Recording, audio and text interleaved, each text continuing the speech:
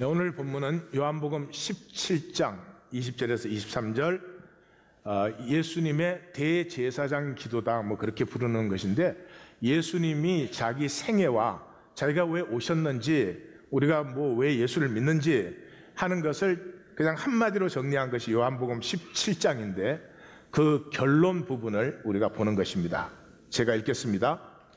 내가 비옵는 것은 이 사람들만 위함이 아니요 또 그들의 말로 말미암아 나를 믿는 사람들도 위함이니, 우리 아버지여, 아버지께서 내 안에 내가 아버지 안에 있는 것 같이 그들도 다 하나가 되어 우리 안에 있게 하사 세상으로 아버지께서 나를 보내신 것을 믿게 하옵소서.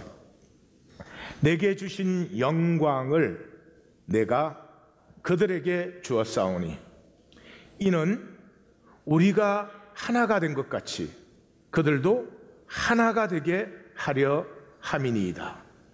곧 내가 그들 안에 있고 아버지께서 내 안에 계시어 그들로 온전함을 이루어 하나가 되게 하려 함은 아버지께서 나를 보내신 것과 또 나를 사랑하신 것과 같이 그들도 사랑하신 것을 세상으로 알게 하려 함이로소이다. 아멘.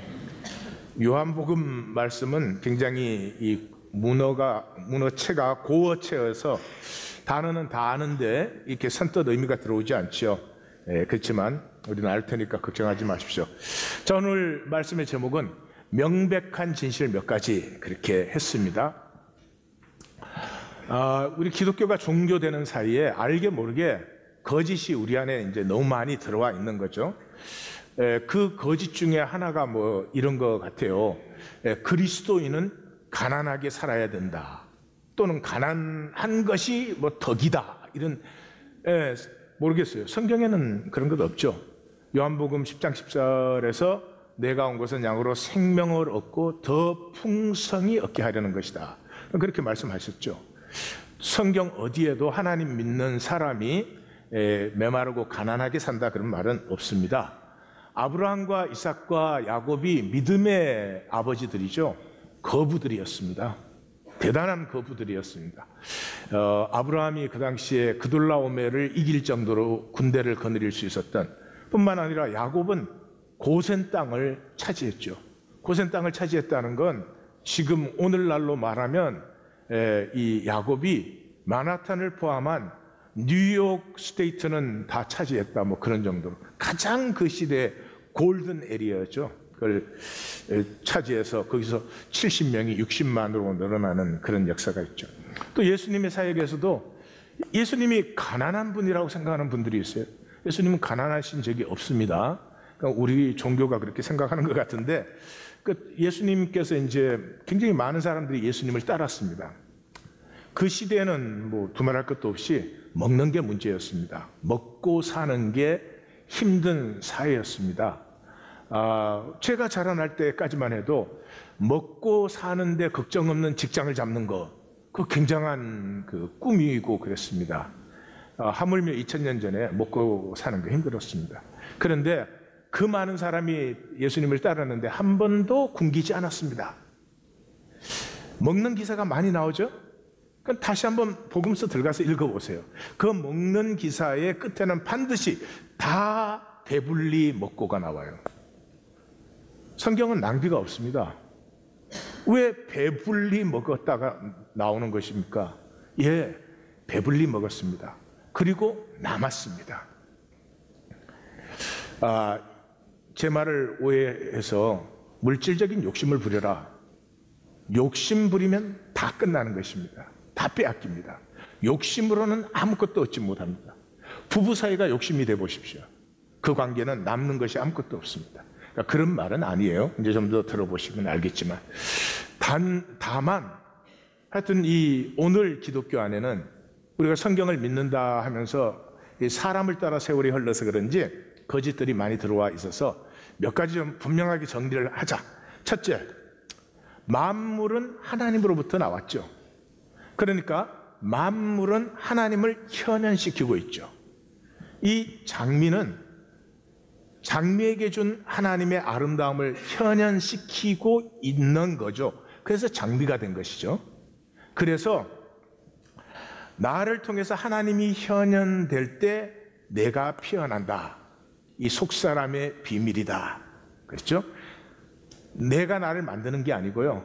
나를 통해서 하나님이 피어나시면, 현현되시면, 나타나시면 내가 피어나는 거예요. 근데 그 하나님은 무한하시잖아요. 그러니까 하나님은 우리가 얼마든지 피어낼 수 있어요. 왜? 내가 만들어내는 게 아니고 나는 통로가 되면 되니까. 하나님이 현현하시는 통로가 되면 되니까. 그 하나님을 무한히 피어내는 만큼 나됨도 그렇게 풍성하게, 무한히 풍성해질 수 있다. 두 번째, 성경에 아주 독특한 특징이죠. 책의 시작을 다스림의 권세, 사람에게 주시는 다스림의 권세로 시작합니다. 1장에 천지창조가 나오는데 그 창조 어떻게 했느냐 적는 거 아닙니다. 그래서 뭐 창조론, 진화론 맨날 그런 걸 갖고 싸우고 그건 성경을 못 읽어서 그래요. 예, 자꾸 종교화 시켜서. 창세기 1장의 총 결론이 뭐예요? 이 천지를 창조하시고 이 천지를 다스리는 권세를 사람에게 위임했다는 거죠. 이건 뭐 어마어마한 인간론입니다. 이거 믿든지 안 믿든지 반드시 결정하셔야 됩니다. 이것을 믿는 것과 안 믿는 것 사이에서 하늘과 땅보다 더 큰 차이가 일어납니다. 근데 사람이 어떻게 이 만유를 다스릴 수 있느냐? 사람 자신이 잘나서가 아니고, 사람이 능력 기르고 똑똑해져서가 아니고, 하나님과 하나가 될 때. 하나님과 하나가 되면 나를 통해서 하나님이 나타나는 내가 통로가 된다면 그 다스림은 무한할 수 있죠. 근데 하나님과 하나 되지 않고 단절되면 어떻게 돼요? 하나님같이. 내 안에 하나님 형상이 있으니까, 근데 단절됐으니까 나타나지 않잖아요. 그러니까 겉으로만 이렇게 나타나는 것처럼 하나님같이라고 하는 거짓말에 썩는 거죠. 예. 사랑은 우리 인간에게 최고의 복이고, 최고의 비극은 사랑하지 못하는 거죠. 사랑할 때 인간은 가장 강력합니다. 진실됩니다. 사랑할 때 인간은 행복합니다. 사랑할 때 인간은 하나님의 형상을 피워냅니다. 그래서 예수님의 능력은 딴 데 없었죠. 아버지의 사랑. 아버지의 사랑을 나타내신 거죠. 사랑할 때 인간은 아름답고 귀하고 신비하고 그런 것입니다. 자, 쏘으면 이게 딱 단절이 돼요. 단절되면 사랑이 어디 있어요? 나 지키기 바쁜데. 자, 세 번째 명백한 진실은 구원받았다. 그 말은 선하고 인자하신 토브 앤 헤세드, 선하고 인자하신 하나님과 내가 하나 된 거죠. 단절됐던 내가 하나님과 하나가 된 거죠. 그러면 메마르고 가난할 수가 없죠. 정말 오늘 기독교는 이상해요. 하나님이 우리를 사랑하신다 그래요. 사랑하신다 그래요. 자, 여러분이 부모신데 여러분의 자녀 사랑하시죠? 대답하기가 싫어. 사랑하시죠? 근데 여러분이 엄청난 재벌이다. 여러분 자녀가 먹고 살고 뭐 하는 거 걱정합니까? 걱정할까요? 안 할까요? 근데 아버지, 하나님이 내 아버지고 사랑하신다며. 그러니까 거짓말이지. 새빨간 거짓말이지. 그건 그냥 교회 오면 그렇게 말하는 거지. 그건 실제가 절대로 아니죠. 결정하셔야 됩니다. 아버지가 나를 사랑하시고 내 아버지인 것이 진실인지 아닌지 결정하셔야 돼요. 교회 와서는 그렇게 말하고 바깥에 나가서는 믿지 않고 그렇게 분열된 삶으로는 내 일생이 다 떠내려갑니다. 분열된 곳에는 아무것도, 모든 것이 하나님으로부터 오는데 하나님으로 어떤 것도 얻을 생각도 하지 말라 그랬잖아요. 내가 선하고 인자하신 하나님과 하나가 되었다면 나됨의 풍성함이 피어날 뿐만 아니라 이 나됨이 풍성해져서 내가 땅끝까지 복이 되는 거죠. 땅끝까지 복이 되는 거죠. 복이 된다는 말은 이 역사를 새롭게 한다는 말이에요.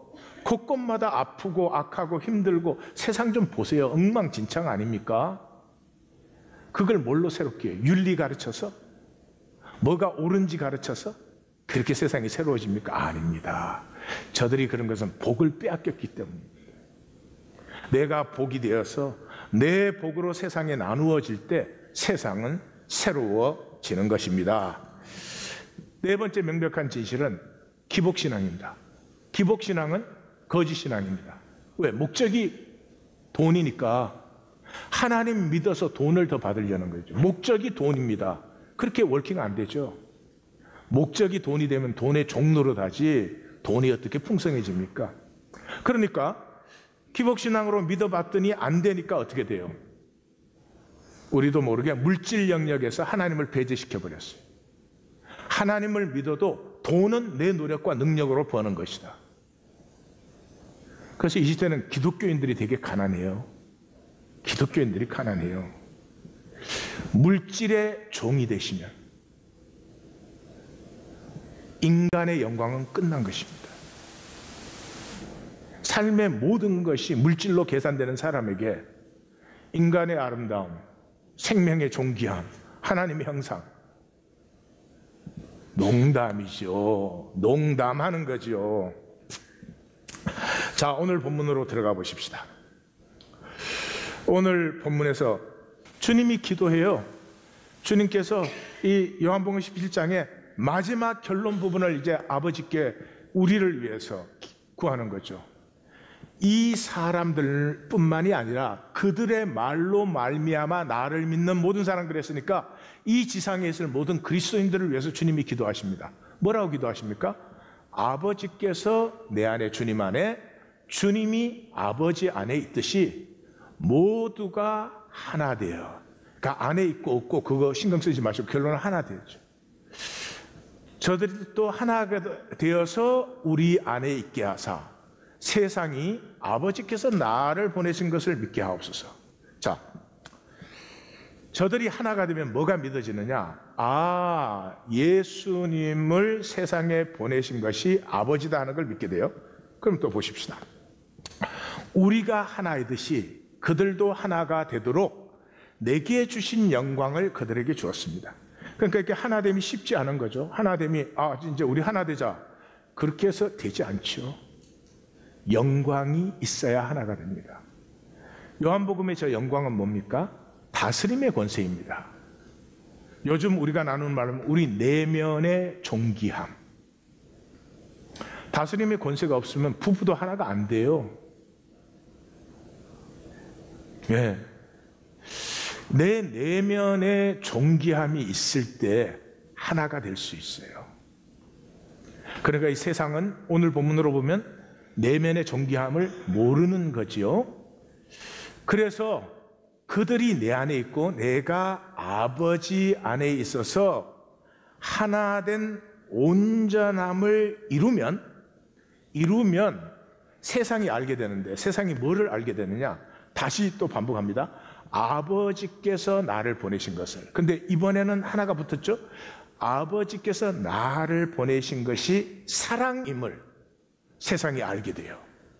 그래서 뭐를 알게 돼요? 그들을 보내심도 아버지의 사랑임을. 다시 말해서 예수님이 십자가에 죽으셨지만 예수님을 보내신 아버지가 예수님을 저주한 게 아니고 그게 사랑이었습니다. 우리도 이 세상에 와서 고난과 또 때로는 어려움과 아픔을 지나갑니다. 그러나 그 모든 것은 사랑입니다. 그것을 알게 하옵소서. 나를 사랑하시고 그 사랑으로 나를 이 역사에 보내셨다는 것을 알 때 우리는 비로소 내 내면에 있는 존귀함, 내 안에 있는 하나님의 형상을 피우는 존재들이 되는 거죠.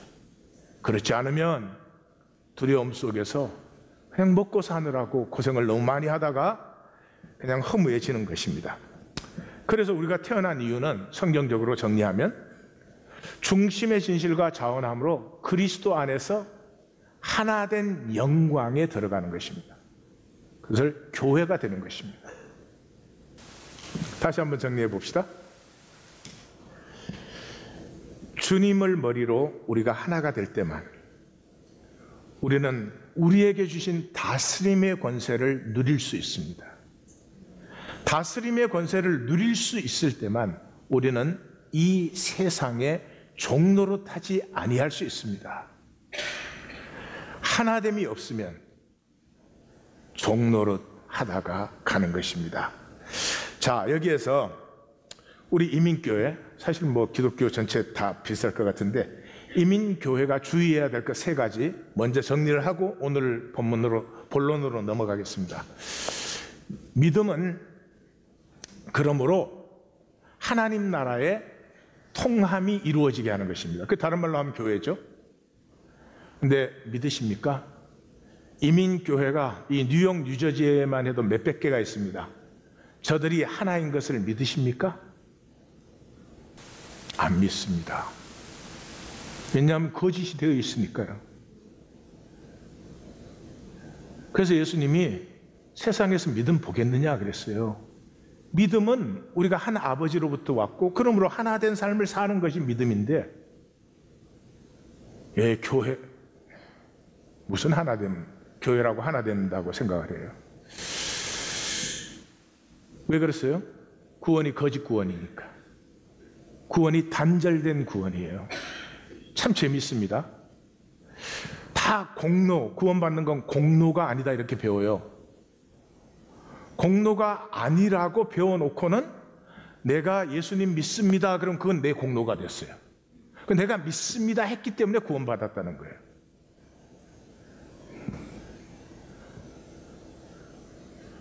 그러니 정말 웃기는 일이 일어났습니다. 내가 믿어드리는 게 구원이 됐으니까, 내가 믿는 게 구원이 됐으니까, 그게 내 공로니까 다른 거는 별로 할 필요가 없어요. 안 해도 되는 거예요. 그냥 내 구원 받은 거예요. 믿습니다 했으니까. 근데 그게 진짜인지 가짜인지 금방 점검이 되죠.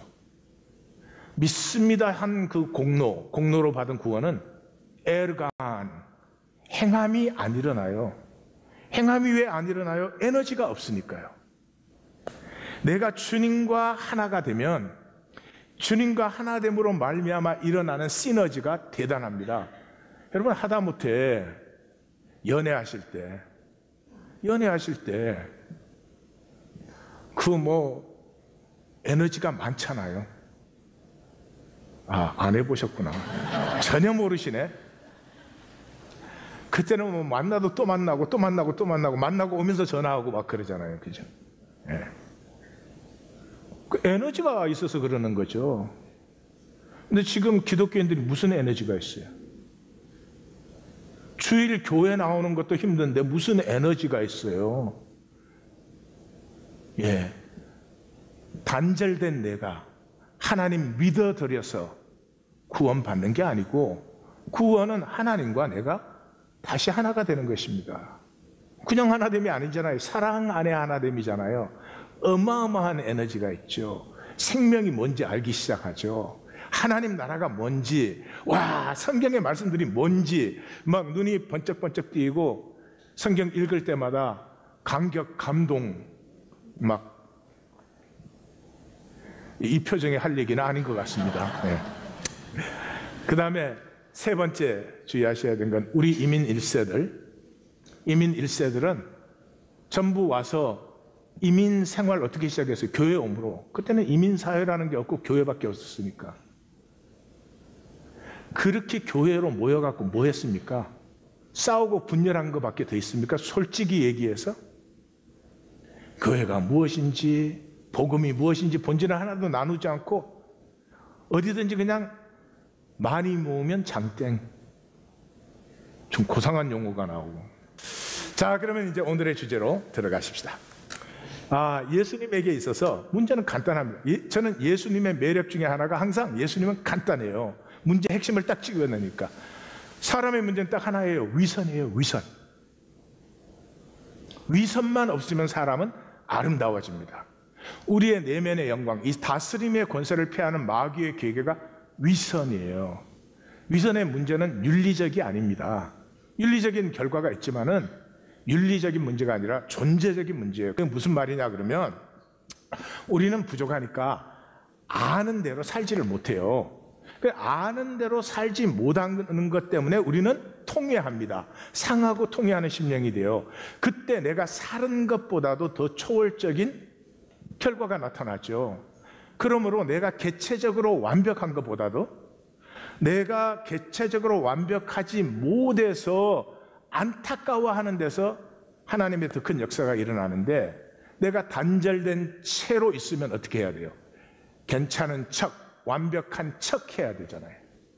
누구에게? 사람에게. 그래서 사람에게 보이려고라고 하는 말은 3번 예수님만 쓰신 거죠. 산상수훈 중심에서. 그 다음에 종말장, 마태복음 24장, 25장 종말을 얘기하기 전에 23장 종교의 위선에 대해서 얘기할 때 2번을 얘기하셨습니다. 그 참 이상하죠? 내가 부족하면 그 부족한 걸 안타까워하면 내가 완벽한 것보다 더 큰 완벽을 누리는데 왜 그거를 안 하고 단절된 채로 완벽한 척 할까요? 이유는 간단하죠. 세상이 정죄하니까. 세상은 약하고 부족하면 그냥 치고 들어옵니다. 그렇기 때문에 이 세상의 삶은 가리기밖에 없어요. 완벽한 척 해야 돼요. 약점 보이면 안 되는 거예요. 이 가리기가 창세기 3장에서 시작됐잖아요. 그러니까 우리가 돌아가야 될 것은 창세기 3장에서부터 요한계시록 끝까지가 이 인간 세계의 얘기죠. 하나님 세계 얘기는 창세기 1장과 2장 2장밖에 없어요. 그 1장과 2장의 총 결론이 뭐예요? 벌거벗었으나 부끄러워하지 아니하더라. 벌거벗었으나가 뭐예요? 조건이죠. 조건이 별로 없어요. 그렇지만 부끄러워하지 않아요. 왜? 내 존재가 귀한 존재니까. 그래서 우리가 서로를 볼 때 서로의 존재가 서로의 조건이 어떠하든 간에 서로의 존재의 귀함, 내 뼈 중에 뼈, 살 중에 살이 보이는 거죠. 다시 말해서 내 조건이 아니고요, 우리의 가치는 조건에 있지 않아요. 조건은 누리는 것이죠. 존재에 있죠.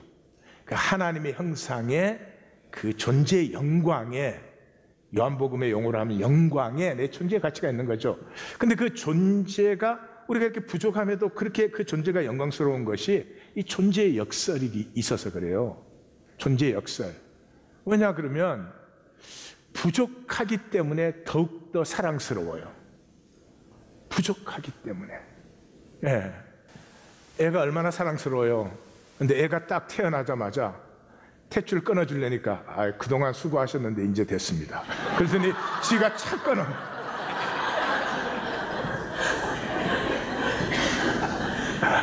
사랑할 수 있어요? 그 애가 엄마의 관심이 1초만 없어도 너무너무 부족하기 때문에 더욱 사랑스러운 거죠. 사랑은 너의 부족한 자리에 내 존재가 필요로 되어지는 거예요. 다시 말해서 너의 부족함 때문에 내 존재의 가치를 느끼는 것이 사랑이에요. 하나님의 영광의 신비함을 보세요. 하나님이 내가 죽게 되었다 그러죠. 우리 겟세마네 본문들을 보면은 내가 심히 고민한다 이렇게. 예수님이 뭘 고민하셔. 참 답답합니다. 여러분, 그 예수님이 겟세마네에서 뭐를 마주하고 있어요? 죽음의 권세를 마주하고 있어요. 죽음의 권세를. 예수님의 영혼도 새까매지는 거예요. 죽음의 권세 그렇게 무서운 것입니다. 여러분은 지금 다 다른 사람 죽지만 나는 절대 안 죽을 것처럼 생각하니까 그 죽음 아직 그 죽으면 되지 뭐 그렇게 쉽죠? I don't think so. 죽음 맞이하기 전에 혼이 다 나갑니다. 하나님과 하나 될 수 있을 때 하나 되십시오. 교회 왔다 갔다 하지 마시고. 예수님께서 그 사망의 권세를 맞닥뜨리면서 내가 죽게 되었다. 나를 위해서 좀 기도해 달라고 했어요. 하나님이 내가 목마르다 그러셨어요. 하나님 어떻게 부족할 수 있어요? 하나님 어떻게 불완전할 수 있어요? 그런데 그 부족함 때문에 더 큰 초월적 영광이 피어나는 거죠.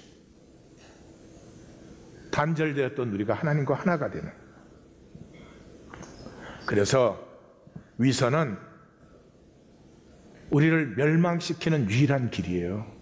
그래서 예수님은 저걸 예수님만 사용하신 단어이고 복음서에 20번 사용하셨어요. 딱 위선에 들어가면 속으로는 허무한데 바깥으로는 하나인 척, 괜찮은 척, 하나님 같이. 마귀의 핵심 아니에요. 그 말씀 믿지 마. 먹으면 하나님 같이 돼. 그게 먹었잖아요. 이사야 14장에 마귀가 뭐라고 해요? 3번 내가 하나님 같이 되리라. 우리 다 그거에 속은 거 아니에요? 내 부족함은 조금도 인정할 수가 없어요. 내 부족한 다른 사람이 말만 해도 아주 기분 나빠. 사람이 부족한 게 당연하지 뭐. 모자라는 게 당연하지. 그래서 이 위선에 딱 사로잡히면 생명은 완전히 빼앗기는 것입니다. 그때부터는 생존밖에 없어요. 왜냐 그러면 분리되어 버리니까. 나라는 존재와 내 삶이 분리되어 버려요. 왜냐하면 존재를 우리는 타락시킬 수가 없어요. 하나님의 형상으로 하나님이 창조하신 것이니까 내가 내 존재를 콱 타락시켜 버려서 그냥 나쁜 짓을 막 해도 양심에 뭐 조금 더 걸림이 없고 이러면 좋겠는데 절대로 그렇지는 않습니다. 위선으로 거짓으로 살면 행복하지 않아요. 누가 뭐라고 하지 않아도 수치심을 느껴요. 이걸 분리시켜요. 어떻게? 나됨을 살고 싶은데 그거는 여유 생길 때, 지금은 안 되고 여유가 생길 때. 일상과 존재는 분리될 수 없어요. 존재가 일상을 사는 거죠. 분리될 수 없는 걸 이렇게 거짓말로 싹 분리를 시켜요. 그럼 뭐예요?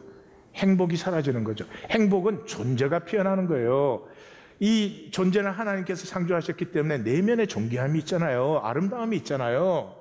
그래서 그것을 경험할 때 우리가 즐거운 거죠. 하다못해 지나가는 아이를 보고라도 그 아이를 예쁘게 느낄 때, 그 잠시지만 우리는 행복한 거예요. 내 내면에서 나오니까.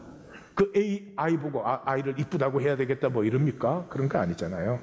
그래서 이 내 내면의 실제가 이렇게 피어나는 게 내 삶이 되면, 예? 시편 1편에 그래서 뭐라고요? 말씀이 내 내면에 운행 역사하면 이 시냇가에 심은 나무와 같아 그러잖아요. 저는 거기에 만약에 사람이 그걸 썼으면 이렇게 했을 거예요. 저 바벨론의 수도성의 영광 같아. 그 검딱지의 어마어마한 영광 같아. 이렇게 적을 것 같아요. 근데 하나님의 말씀이 운행 역사해가지고 에게 나무 하나, 그 물가에 있으니까 좀 건강하겠지만 나무 하나 피어나는 것 같아? 그렇게 느껴지지 않으세요? 그렇지만 그 나무 안에 피어나고 있는 생명은 영원해요. 그 영광은 영원해요. 바벨론은 무너져요. 그것이 내면에 있는 생명의 권세예요. 그래서 하나님이 창조하신 내 내면의 존귀함이 피어나면, 다스림의 권세가 피어나면 밖의 것들을 끌어들여요. 내 내면이 장성해 가면 내가 밖의 것들을 쫓아다니는 게 아니고 밖의 것들을 내가 끌어들입니다.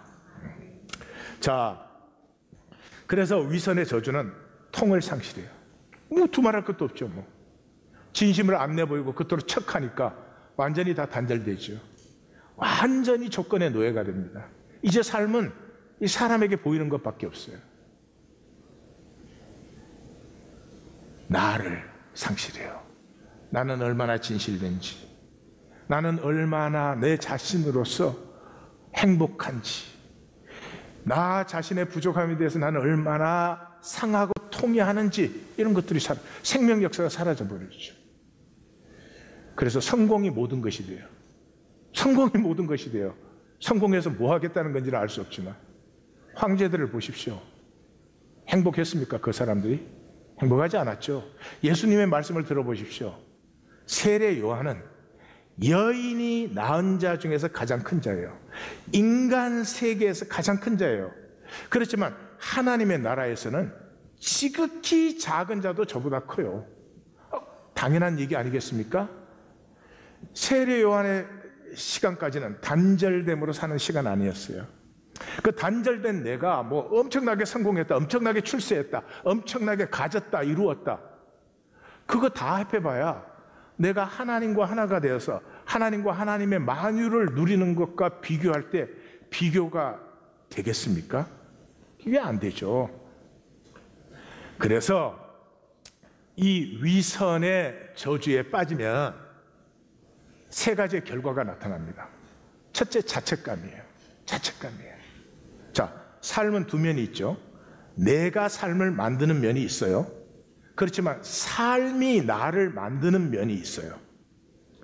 내가 어떤 부모 밑에 태어나느냐, 내가 뭐 한국 사람으로 태어나느냐, 내가 뭐 20세기에 태어나느냐, 이거 내가 결정 못해요.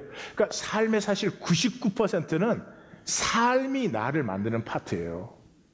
그리고 내가 나를 만들 수 있는 건 사실은 1%밖에 되지 않아요. 근데 이 삶이 나를 만드는 파트, 이 삶의 물결과 내가 하나로 어울려지는 예수님의 17장 말씀을 하면 하나 되는 파트를 전혀 몰라요. 그러니까 이 사람은 내가 만드는 것밖에 몰라요. 그 내가 만드는 거 온전치가 않죠. 끊임없이 자책감이에요. 야, 학교 다닐 때 공부할 걸. 이학권 성도 말 들어가지고 실력을 기르지 않고 시력만 길렀더니,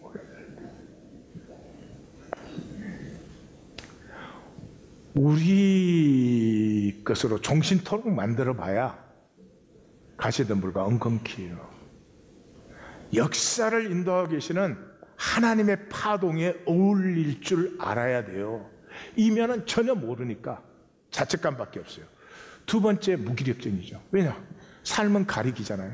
이 가리기의 에너지를 다 낭비를 하고 나니까 실제를 살 수 있는 에너지가 더 이상 없지요. 그래서 현실은 항상 피하고 싶어요. 관계도 최소한으로 해요. 최소한으로. 응? 교회 와서도 최소한의 관계. 에너지가 있어야지. 그러니 에너지 없이 자극되는 것들만, 그러면 빠지는 거예요. 게임, 포르노 이런 거예요. 가장 저주가 뭐예요? 불신이죠. 자기가 거짓이니까 이 세상 모든 게 거짓으로 보여요.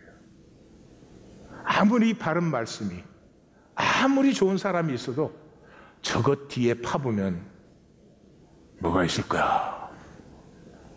끝장난 거예요. 인생이. 자신도 못 믿어, 아무것도 못 믿어.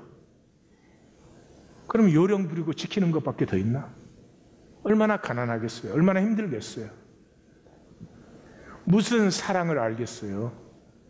이것이 이 마귀가 우리에게 준 위선, 속으로는 어떻든지 겉으로만 통하면 되는 이 세계 속에 들어간 사람의 저주다.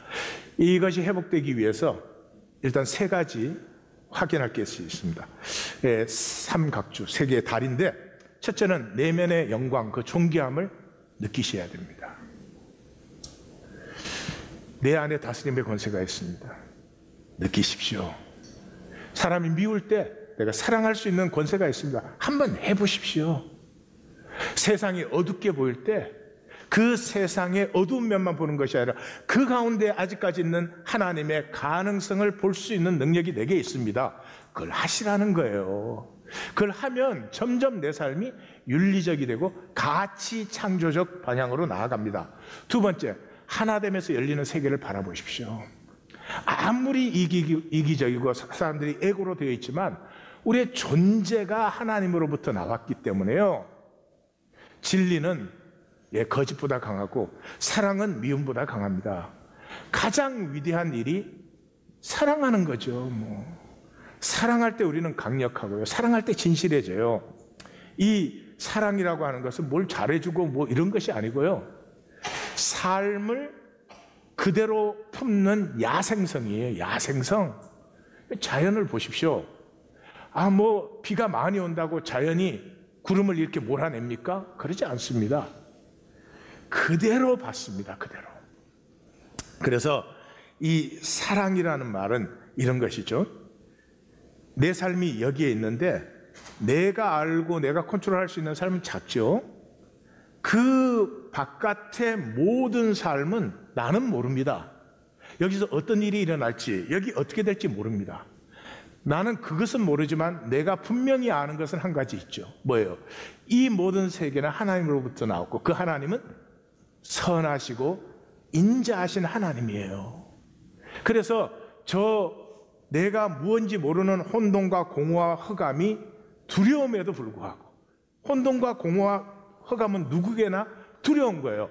두려움에도 불구하고 하나님이 사랑의 하나님이시기 때문에 그 혼돈과 공허와 흑암을 두려움으로 받는 것이 아니라 호기심으로, 저 안에서 하나님은 어떤 역사를 펼쳐낼까? 저 안에서 하나님의 어떤 아름다움을 내가 만나게 될까? 그 호기심으로 혼돈과 공허와 흑암을 만날 때 우리 하나님은 그 안에서 좋았더라 좋았더라 심히 좋았더라를 피워내는 하나님이신 것을 만나게 되는 거죠. 그래서 영혼이 불건강한 사람은 항상 두려움이에요. 항상 불안, 염려, 어떻게 되나 뭐 그런. 영혼이 건강한 사람의 특징은 호기심이에요. 호기심. 짧습니다. 뭐 그렇게 두려움과 염려로 살지 마십시다. 제발 좀 하루하루의 삶에 이 영혼의 호기심이 있어서 하나님께서 새롭게 하시는 새날을 날마다 새롭게 받는 성도님들이 되십시오. 되십시오. 아직껏 뭐 못할 게 뭐 있습니까? 그래서 이 통하는 사람은 그 하나님의 신비의 가슴을 열어요. 이 대표적인 사람이 바바라 맥클린탁이라고 하는 코넬대 교수입니다. 세포 유전자학으로 노벨상 탄 사람이지. 그분은 실험실에 들어갈 때 이거 뭐 결과 만들어내야 돼 뭐 그런 게 아니고요. 그냥 그 세계 안에 들어가는 게 너무 즐거워서 그 현미경을 볼 때마다 그 세계가 나를 쫓아가 난 거리로 들어갔고 옥수수의 세포가 나에게 말을 걸어왔다. 옥수수는 먹는 거지. 그래서 노벨상을 탈 때 그 유명한 말을 했잖아요. 야, 나는 이거 연구하는 것만으로도 너무 즐거운데 나한테 상까지 주는 건 불공평하다. 이런 상은 연구하느라고 고생하는 사람이 받았으면 좋겠다. 그게 나요. 나한테 주지. 그 다음에 돈은 부가 아닙니다. 그러므로 목표가 되어서는 안 됩니다. 돈은 부가 아닙니다. 진정한 부는 내면의 부여입니다. 돈이 부여가 되면 큰일이 나는 것이에요. 헬렌 켈러도 그런 말을 했죠. 진정한 아름다움은 보거나 만지는 현상적인 것이 아니다. 진정한 아름다움은, 헬렌 켈러는 보지도 듣지도 말하지도 못했잖아요. 그럼에도 만날 수 있는 아름다움이 진정한 것이다 그랬죠. 그 파크 제이 파머, 이 퀘이커신데 뭐 20세기에서 현재 21세기까지 교육학으로서는 모든 사람에게 존경받는 분입니다. 종교 문화를 넘어서서. 저도 물론 굉장히 좋아하고, 이분은 책을 많이 쓰신 분은 아닌데 이분의 책은 다 읽어볼 만한, 돈 벌기 위해서 책을 쓰지 않은, 그런데 돈을 번. 이분이 그런 말을 했어요. 돈에 대한 욕심은 정신적 나병이다. 이게 무슨 뜻인지 아십니까? 돈에 욕심을 부리는 사람은 모든 게 마비되어 버립니다. 무감각, 무관심, 무감동. 오직 느끼는 건 돈밖에 없어요.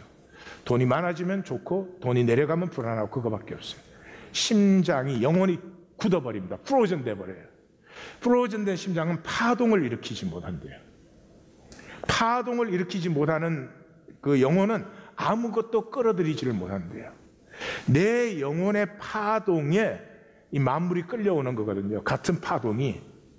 그러니까 항상 부정적인 파동을 갖고 있는 사람은 계속 부정적인 일들이 끌려 들어옵니다. 이 시대 가장 존경받는 분의 기억할 만한 말이에요. 그러나 제가 욕심내지 말라는 말은 아닙니다. 욕심을 내십시오.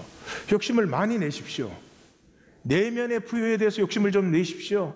내 안에 있는, 내 안에 사랑이 있잖아요. 아름다움이 있고 신비함이 있잖아요. 이거 많이 살아보고 싶다. 많은 사람에게 풍성하게 나누어 주고 싶다. 내 삶이 생존의 이 차원을 떠나서 생명의 복된 차원에 들어가게 하고 싶다. 내 가족은, 내 가까이 있는 사람은 나로 말미암아 더욱더 행복해졌으면 좋겠다. 그런 욕심을 부리시기 바랍니다. 내 가까이 있는 사람들을 길고 긴 설교로 괴롭게 하리라, 이런 게 아니고. 뭐 고개를 또 끄덕끄덕하고 그러십니까? 네. 자, 이것을 위해서 확증해야 되는 진실들을 나누고 마감을 하겠습니다. 첫째는 나에 대해서 확증하십시오. 나는 외면의 조건들이 아닙니다. 내가 돈을 얼마나 벌었느냐, 학교를 어디 나왔느냐, 뭐 얼마나 가졌느냐가 아닙니다. 내 내면이, 그것은 나의 내면에 비유하면 배설물과 같은 것이에요. 근데 대부분의 사람들은 이것을 살지 않아요. 무엇, 이건 대부분의 사람들이 신경을 써요. 내가 무엇하고 사느냐. 그래서 조금 더 나아가는 사람은 그 일을 어떻게 하느냐. 그래서 한 걸음 더 나가는 사람은 왜 하느냐. 내가 목회를 한다. 그 사실 아무런 의미가 없어요. 내가 목회를 어떻게 하느냐는 어느 정도 의미가 있어요. 근데 왜 하느냐? 내가 내 성공해보고 싶어서 하느냐? 정말 하나님의 뜻을 한번 만나고 섬겨보고 싶어서 하느냐? 그건 다른 것이죠. 그런데 되게 거기서 끝나요. 그것보다 억만 배 더 귀한 질문이 그 일을 하는 나는 누구냐 하는 것입니다. 그것을 하는 나는 누구냐 하는 것입니다. 내가 떳떳하고 내가 깨끗해지고 내가 가치 있는 삶을 사십시오. 다스림의 권세가 내 안에서 피어나고 만유가 나를 따라오는 것을 체험하실 것입니다. 그리고 그 일은 어려워도 이겨낼 수 있어요. 왜냐 그러면 그건 내 내면에서 솟아내니까 정말로 하고 싶은 즐거움이 있어요. 즐거움이 있어서 어려워도 계속해요. 계속하면서 극복할 수 있는 힘이 있어요. 그래서 반드시 이루어지는 것이죠. 자, 이것을 위해서 두 번째, 기억하십시오. 이제 인정하십시오. 우리 모두 인정하십시다. 이제껏 난 잘못 살아왔어. 외면으로만 살아왔어요. 사람에게 보일 것만 만들려고 했어요. 그냥 돈만 더 있으면 됐어요. 그거는, 그죠? 근데 우리 행복하지 않아요.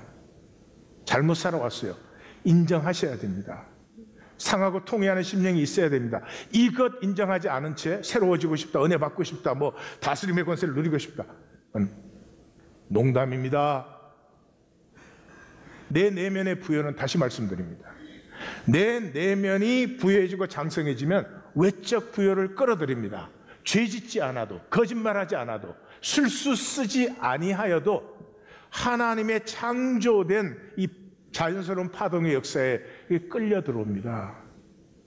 내가 외적 부여를 만들려고 하니까 죄지어야 되고 거짓말해야 되고 술수를 쓰는 것이죠. 파커 제이 파머가 그랬습니다. 실패의 이유는 딱 한 가지다. 우리 인생이 실패하는 이유는 딱 한 가지다. 돌이키지 않기 때문이다. 교육학자 나온 말씀이에요. 모든 인간은 해서는 안 된다는 것을 알면서 계속해요. 그것뿐이에요. 우리 인생을 실패로 만드는 것은 그거 하나밖에 없어요. 돌이키면 되잖아요. 가슴 아프게 돌이키면 되잖아요. 뭐가 뭐 두려운 것입니까? 그리고 마지막으로 과거의 실패를 다스리십시오. 이게 이제 우리를 제일 속이는 거죠. 어떤 경험도 그 자체로 직접적 성공이나 실패의 원인이 아닙니다. 자, 제일 쉬운 예를 들죠. 우리 한국 사람은 학력에 대해서 하여튼 포비아가 있어가지고요. 학교 때 뭐 공부를 제대로 안 해서 뭐 대학에 떨어졌다, 학교를 못 나왔다 이러면 인생 자체를 실패한 것으로 취급해버려요. 자, 대학교 못 들어갔다, 뭐 그거 실패했어 봐야 20년 실패한 거예요. 요즘은 이제 우리 시대는 100세대에 넘어갑니다. 우리 자녀들 시대는 120세 시대가 넘어서요. 20년 실패해서도 100년이 남았어. 뭐가 실패야? 저는 청소년 사회 갈 때 애들이 이 스쿨링, 에듀케이션이 스쿨링, 이게 아주 악한 것이에요. 그래서 아이들이 고등학교 때 이제 공부 힘들잖아요. 그러니까 공부도 실패하고 SAT도 실패하고 그러면 이제 포기하는 애들이 많아요. 그게 반항이죠, 사실은. 그래가지고 자기 인생을 다 실패한 걸로 이제는 딱 그렇게 결정짓고 아주 버리는 쪽으로 나가요. 그럴 때 제 이 다스림의 권세가 나타나요. 딱 그런 놈을 잡아놓고 내가 그러죠. 나는 대학 졸업하는데 11년 걸렸다. 딱 그 순간에 다 성님.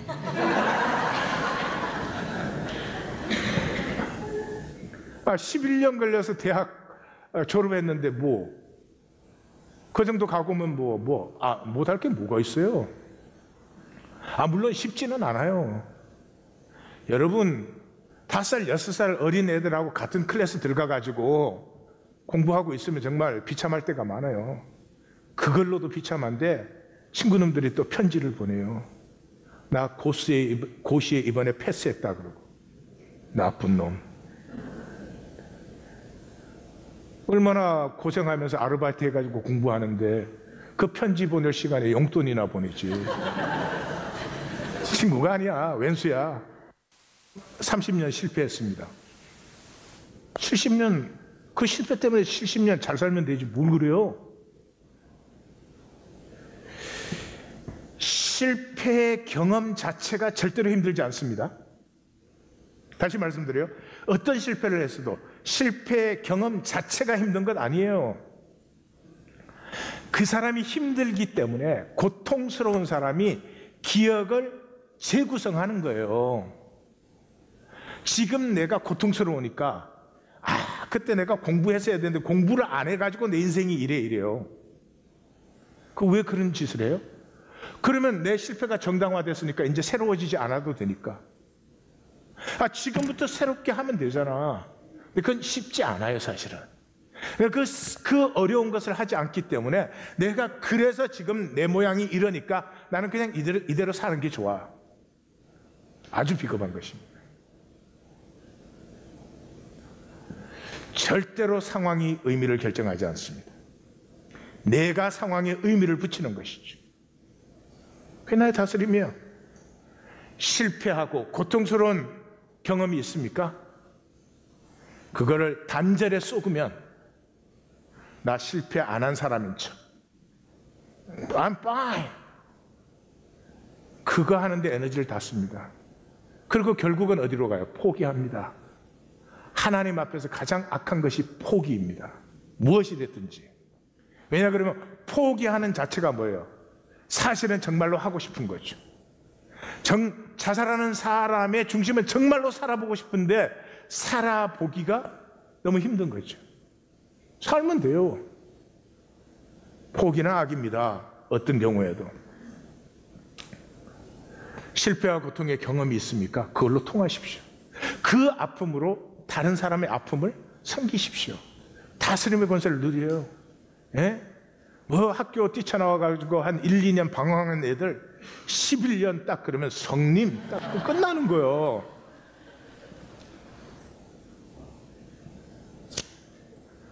다음 주 여기 오시기 전에 성님, 누님 소리를 듣고 오시기를 바라요. 사랑하는 성도님들, 솔직히 얘기합시다. 외면의 조건 가지고 당당하던 하십시다. 우리 저희 파머의 말씀은 넘어갈 수가 없어. 삶을 배우는 유일한 길은 실패하는 것이죠. 저는 이 말씀을 직접 들었어요. The only way to grow is to fail. 예수님 말씀만큼 복음이었습니다. 수영 어떻게 배워요? 계속 실패하는 거. 자전거 어떻게 배워요? 계속 넘어짐으로. 인생 똑같아요. 실패를 피하는 게 비겁한 것이지 실패한 게 왜 비겁한 것이에요? 부끄러운 것이에요. 조건이 부족해도 나 자신으로 사랑합시다. 사랑합시다. 나 자신으로 사랑하는데 뭐 돈 있어야 사랑할 수 있어요? 나 자신으로 살고 통하면 되잖아요. 꼭 잘난 척해서 통해야 됩니까? 에이, 그건 재미없죠. 그리고 나 자신으로 떳떳 하십시다. 갈비 태워도 떳떳 하십시다. 어느 집 얘기인가 봐.